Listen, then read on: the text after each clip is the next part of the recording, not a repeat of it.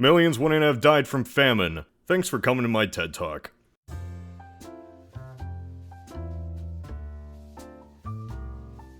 Sometimes history seems like very unrealistic fiction. Like a private company from a small island somehow is able to conquer one of the oldest civilizations on Earth. To us today, yeah, it doesn't seem like fiction. But even with Britain's modern equipment and exploitation of alliances during a chaotic time, it's insane that the East India Company at all was able to ever get as far as they did. In fact, it's very likely had they made one wrong move, their venture could have easily gone bankrupt.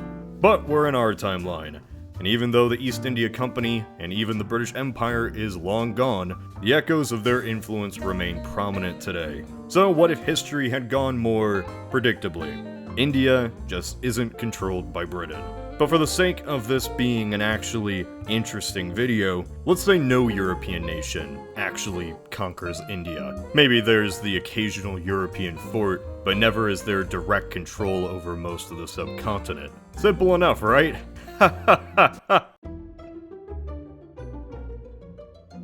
In an alternate 18th century, the Mughals would still be on their way out, British or not. The same cannot be said for the next major power, the Maratha. The Maratha Empire, as it was called, although it was more of a confederacy, rose out of rebellion against the Mughals. Really, it was fragmented between local rulers, hence the title. Without the British and Bengal waging war on the Maratha in 3 separate occasions, it's likely the Confederacy could have lasted at least another century or so. The systems they set up brought in an era of prosperity, but were fragile. The power of the Confederacy was fueled by loyalty to individual, charismatic leaders than any ideology or sense of unity. Think like Charlemagne's empire, or the Mongols. Once the old guard dies, the bonds break down. The Maratha dwindle in size, and once again the subcontinent is a tapestry of small princedoms, sultanates, and empires. This isn't to say chaos or anarchy with constant warfare.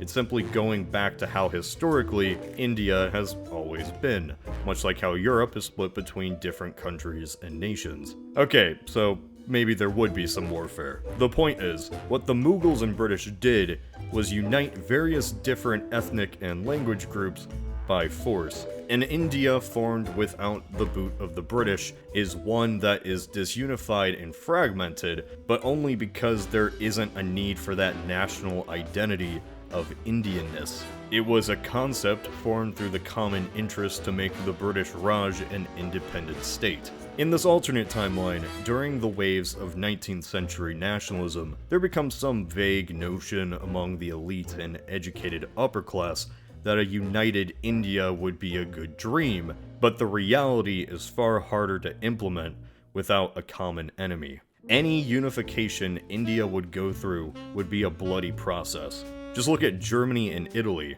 Those countries are far smaller than India. Any unification of India, if successful, isn't seen through a national identity, but just a successor to the Mughals. When this concept of national identity does eventually arise, it'd be among smaller regions, with perhaps even already tiny Indian states balkanizing themselves just like Austria-Hungary did after World War I. This leaves a question. Would India ever unify? This is going to sound counterproductive to the points I just made, but yes, maybe. Just not in the way that we have India today. India isn't ever officially a country, but the concept of India is created near the modern day as a system of alliances, much like the EU. Cooperation is seen as much more beneficial and keeps their states from being trampled on by larger outside influences. However this is implemented, the concept of this alternate India is born without the overall threat of a European empire, meaning situations like a Muslim Pakistan and Hindu India don't happen. There would be various states that either favor Islam, Hinduism, or perhaps just have a mix of both. And since the British don't create what is now Pakistan's western border, the territory of the Pashtun is never simply split in half. Still is going into a world on the cusp of the Industrial Revolution. So what do? India would not modernize like Europe did, even if it was not under the control of Europeans. This has nothing to do with culture or philosophy, but simply population and economics.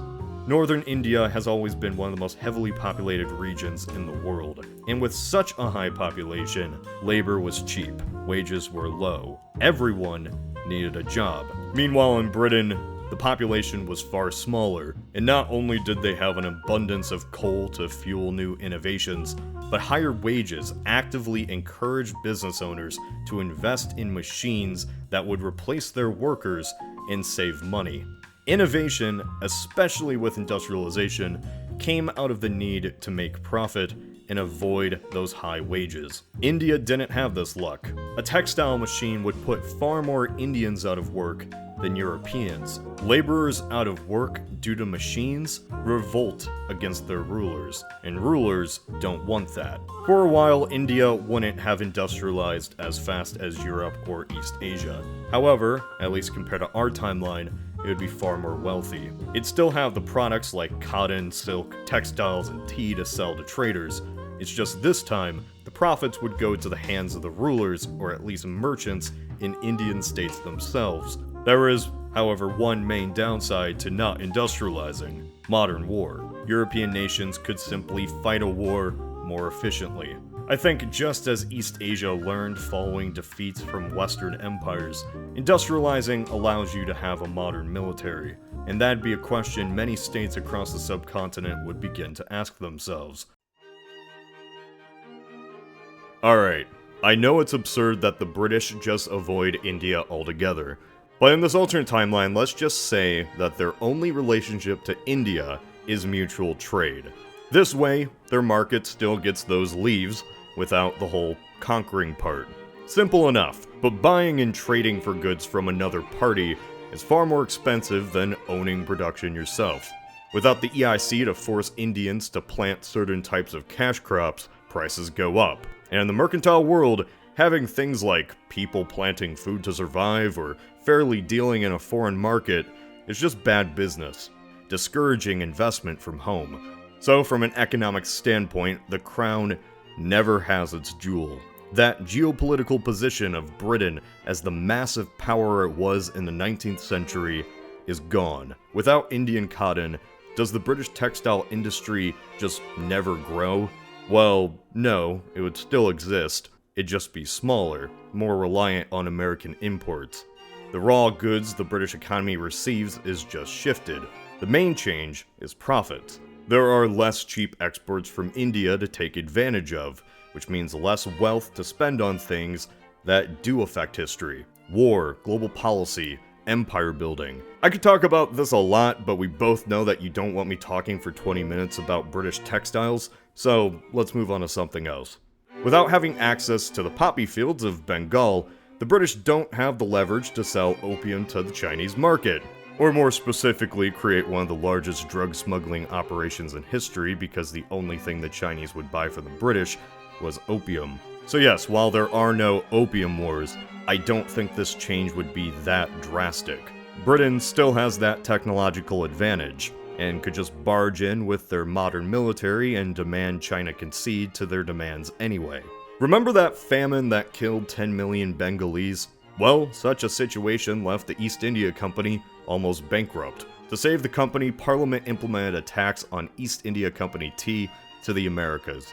The colonists did not like this, of course, and started smuggling Dutch tea instead in protest. Parliament allowed the company to sell tea directly to the colonies, still at a tax. And to the colonists, this was seen as a monopoly on trade, and one that hurt local smuggling of Dutch tea. Long story, incredibly short, this was what led to the Boston Tea Party. In a weird twist of fate, if Britain didn't have India, there would never have been a Boston Tea Party. Does this change a lot for the American Revolution? No. There are still like 12 other reasons why America would have rebelled, but I thought it was an interesting fact and couldn't really fit it in anywhere. Removing India from the British takes the engine out of the car. I don't know if there would have been an empire without it. It fueled the growth. And really, by me imagining Britain without India, it's the world without the British Empire. which is a whole other scenario in itself. It could be a situation where the balance of European powers is shifted so much that the First World War never happens, or perhaps if there is a great conflict, Britain isn't in the winning favor. As for India themselves into this modern world, the industrialization process would come eventually, dramatically shifting Indian society, but it'd be a change by India. It wouldn't be an India as we know it, but a system of alliances, all acting independent from one another, but occasionally uniting. An alternate timeline where really any path for the subcontinent is possible. Like I said, the only true thing to predict is millions don't die from famine. This is Cody of Alternate History Hub.